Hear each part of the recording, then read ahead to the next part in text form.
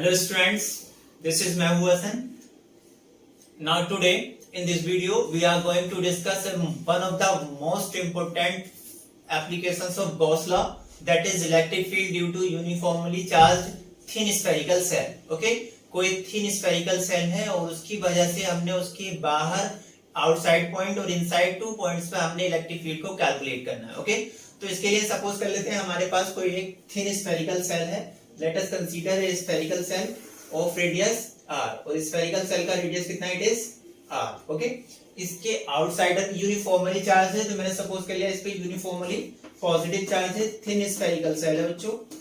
सो इसके आउटसाइड और inside 2 points पर हमने इलेक्ट्रिक फील्ड को कैलकुलेट करना है. ओके, सो मैंने सपोज कर लिया फर्स्ट केस में हम डिस्कस कर रहे हैं कि इसके आउटर साइड किसी पॉइंट P है, कोई पॉइंट P है, इसके सेंटर से r डिस्टेंस पर, कितने डिस्टेंस पर, सेंटर से r डिस्टेंस पर कोई पॉइंट P है और P पर हमने इलेक्ट्रिक फील्ड को कैलकुलेट करना है.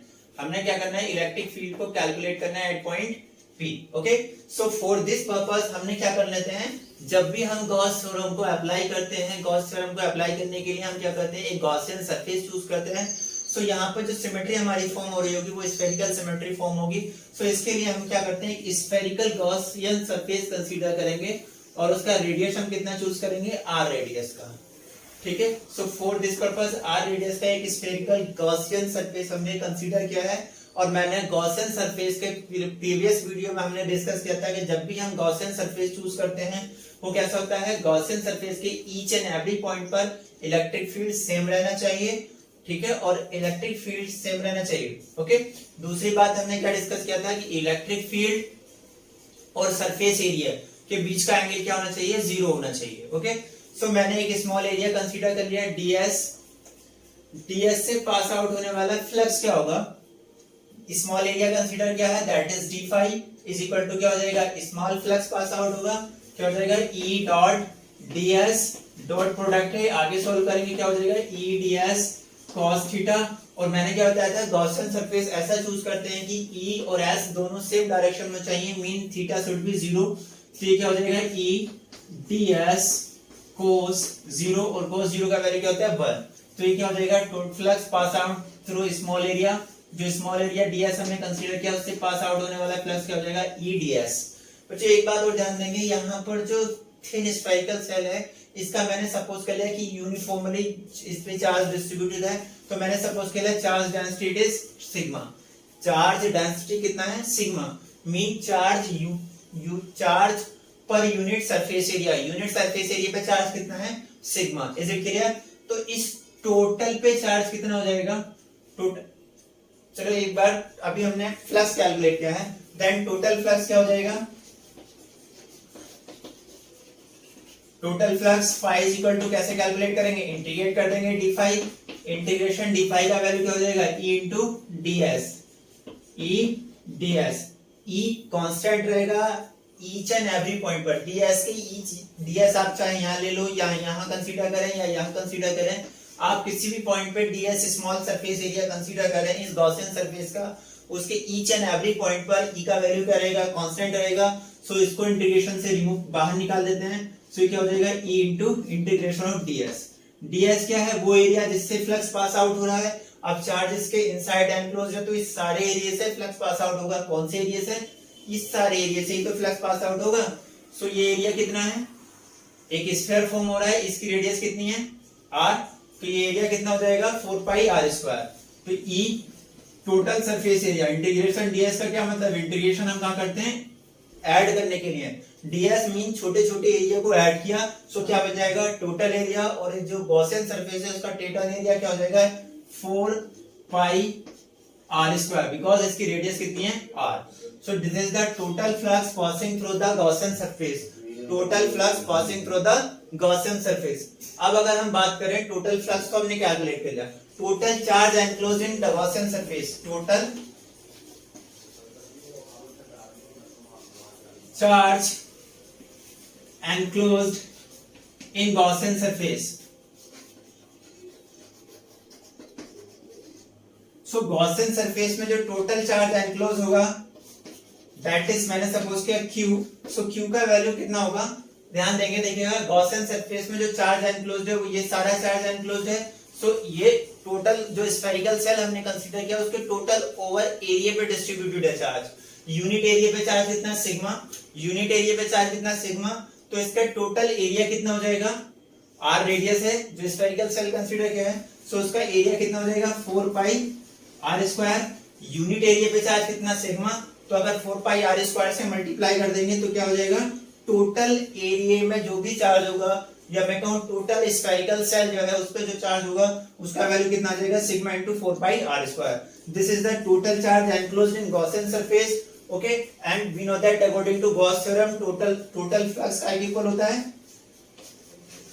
टोटल फ्लक्स इक्वल टू होता है काय के total charge upon epsilon naught के 1 upon epsilon naught of in total charge. तो टोटल फ्लक्स का वैल्यू कितना है, E into 4 pi R square, E into 4 pi R square is equal to total charge का वैल्यू है sigma into 4 pi R square upon epsilon naught. Is it clear? आगे वो solve कर लेते हैं, इसको थोड़ा यहां से रफ कर लेते हैं। सो ये क्या हो जाएगा, E का वैल्यू अगर मैं फाइंड आउट करूं, so E is equal to कितना हो जाएगा, sigma into 4 pi R square upon epsilon naught, और ये जो 4 पाई आर स्क्वायर मल्टीप्लाई में था दूसरी साइड जाकर क्या हो जाएगा, डिवाइड में। ओके, सो इसको ऐसे लिख सकते हैं, E इज इक्वल टू क्या हो जाएगा, 4 पाई से 4 पाई कैंसिल आउट हो रहा है, sigma R square upon epsilon naught R square. Okay, this is the total strength of electric field at point P। जो P पॉइंट पर इसके आउटर किसी r डिस्टेंस पर पॉइंट था उस पर जो इलेक्ट्रिक फील्ड का वैल्यू होगा वो it is given by E is equal to sigma r square over epsilon naught r square. Okay, but अगर मैं कहूं टोटल चार्ज, मुझको टोटल चार्ज गिवन है Q, अगर मैं टोटल चार्ज को Q से रिप्लेस कर दूं, so E is equal to क्या हो जाएगा,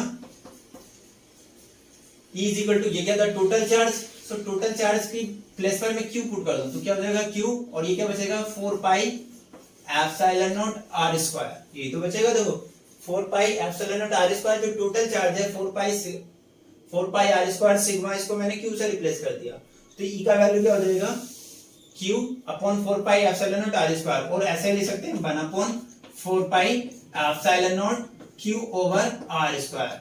सो this is the expression for electric field intensity at an outer point R। किसी आउटर पॉइंट R पर इलेक्ट्रिक फील्ड के लिए एक्सप्रेशन था, और यहां देखना है अगर Q चार्ज बंद है, अगर Q charge due to Q charge जो मैंने एक्सप्रेशन कराया था पॉइंट चार्ज Q से r डिस्टेंस पर किसी पॉइंट P पर इलेक्ट्रिक फील्ड वो भी सेम आया था। मेन यहाँ पर जो हमारा स्फेरिकल सेल है आउटर पॉइंट के लिए बिहेव कर रहा है as like a point charge. Is it clear? So it is clear. अब बात कर लेते हैं इनसाइड किसी पॉइंट पर। अब मुझे कैलकुलेट करना है इसके इनसाइड किसी पॉइंट पर। सो इनसाइड पॉइंट पर अगर मुझे कैलकुलेट करना है तो मैंने क्या किया, इनसाइड में सब एक पॉइंट कंसीडर कर लेता हूं। मैंने सपोज कर लिया इनसाइड किसी पॉइंट P पर मुझे इलेक्ट्रिक फील्ड कैलकुलेट करना है, ठीक है, और इसके सेंटर से इसका डिस्टेंस कितना है r। ओके, सो जब मुझे इनसाइड, ये तो आउटसाइड का केस था, आउटसाइड द स्फेरिकल सेल। अब बात करता हूं इनसाइड। तो इनसाइड द स्फेरिकल सेल किसी r इनसाइड एक पॉइंट P है, उसके r पॉइंट पर मुझे r डिस्टेंस पर क्या है कोई पॉइंट P है, और इस पे मुझे इलेक्ट्रिक फील्ड को कैलकुलेट करना है। तो जब भी मुझे इलेक्ट्रिक फील्ड को कैलकुलेट करना है गॉस थ्योरम को अप्लाई करके एक गॉसियन सरफेस ड्रॉ कर लेते हैं, और इस बार गॉसियन सरफेस क्या होगा r रेडियस का, मीन जिस पॉइंट पर हमने इलेक्ट्रिक फील्ड कैलकुलेट करना है उस पॉइंट पर P, ये तो हो जाएगा। फिर वही सेम प्रोसेस इसका स्मॉल एरिया कंसीडर करेंगे, सो वो क्या हो जाएगा ds। सेम प्रोसेस से इसका स्मॉल एरिया ds हमने कंसीडर किया, सो इसके स्मॉल एरिया से पास आउट होने वाला फ्लक्स स्मॉल फ्लक्स हो जाएगा, और वो क्या हो जाएगा E ds। Dot product E dot ds आएगा, कोस 0 हो जाएगा बिकॉज गॉसियन सरफेस और E का वैल्यू क्या हो जाएगा सेम डायरेक्शन में होता है, ऐसा ही हम गॉसियन सरफेस चूज करते हैं। तो d5 इक्वल टू क्या हो जाएगा E ds। So total flux क्या हो जाएगा, अगर मैं बात करूं टोटल फ्लक्स की, सो फाई इक्वल टू क्या हो जाएगा integration of E ds, integration of E ds, E बाहर आ जाएगा, और ds क्या हो जाएगा टोटल सरफेस एरिया जिससे फ्लक्स पास आउट हो रहा है। इस बार कौन सा सरफेस एरिया लूंगा मैं, गॉसियन सरफेस वाला, सो इसका एरिया कितना हो जाएगा 4 पाई r square. Okay, and total charge क्या हो जाएगा, total charge enclosed in Gaussian surface. तो गॉसियन सरफेस क्या है हमारा, ये रहा, और चार्ज जो है इसके बाहर है, आउटसाइड में है।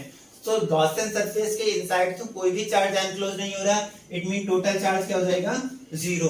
Then according to Gauss theorem क्या कहता है, टोटल फ्लक्स का इक्वल होता है, टोटल फ्लक्स इक्वल टू होता है total charge upon epsilon naught. Total flux का वैल्यू क्या है, E into 4 pi R square, E into 4 pi R square. Total charge क्या है, 0 अपॉन एप्सिलॉन नॉट। सो ये क्या हो जाएगा, E into 4 pi R square का वैल्यू क्या हो जाएगा, 0। देखा 4 पाई आर स्क्वायर तो 0 हो नहीं सकता है, 4 कांस्टेंट है, ये कैसे 0 हो जाएगा। सो E का वैल्यू ही क्या होगा यहाँ पर, 0 होगा। It mean inside the uniformly charge thin spherical shell, और उसके इनसाइड किसी भी पॉइंट पर इलेक्ट्रिक फील्ड क्या होता है, 0 होता है। और आउटसाइड क्या होता है, उसका एक्सप्रेशन क्या था, E is equal to 1 upon 4 pi epsilon naught Q over R square. ठीक है, अगर Q क्या था, टोटल चार्ज होता है स्फेरिकल सेल। ओके, सो ये दो केस हमने डिस्कस कर लिए, स्फेरिकल सेल का सारा टॉपिक कंप्लीट हो गया। ओके, यही इससे जो भी प्रॉब्लम इस पे बेस्ड और न्यूमेरिकल प्रॉब्लम्स भी आते हैं, सो बहुत इजी है, कुछ नहीं करना है, एक गॉसियन सरफेस कंसीडर करना है, जिस पॉइंट पर भी कंसीडर करते हैं तो उतनी रेडियस का हमने क्या करना है, गॉसियन सरफेस को ड्रॉ कर लेना है, total flux total charge calculate करके सिंपल इसको सॉल्व करते हैं और ये प्रॉब्लम सॉल्व हो जाता है। तो गॉसियन सरफेस से रिलेटेड जो भी हमने 4 प्रॉब्लम को डिस्कस किया है, उसके अलावा भी अगर बहुत सारे प्रॉब्लम आते हैं तो आपको सेम प्रोसीजर अप्लाई करना है कि स्मॉल एरिया से पास आउट होने वाला फ्लक्स, फिर टोटल एरिया से पास आउट होने वाला फ्लक्स, फिर टोटल फ्लक्स कैलकुलेट करके टोटल चार्ज कैलकुलेट करके आप सिंपली सारी प्रॉब्लम को सॉल्व कर सकते हैं। बस एक बात का ध्यान रखें कि जिस तरीके से चार्ज डिस्ट्रीब्यूशन है उसी तरीके से आपको सिमेट्रिकली गॉसियन सरफेस ड्रॉ करना होता है। Is it clear? ओके बच्चों, आज के इस वीडियो में इतना ही था। होप आपको ये वीडियो अच्छा लगा होगा। Thank you.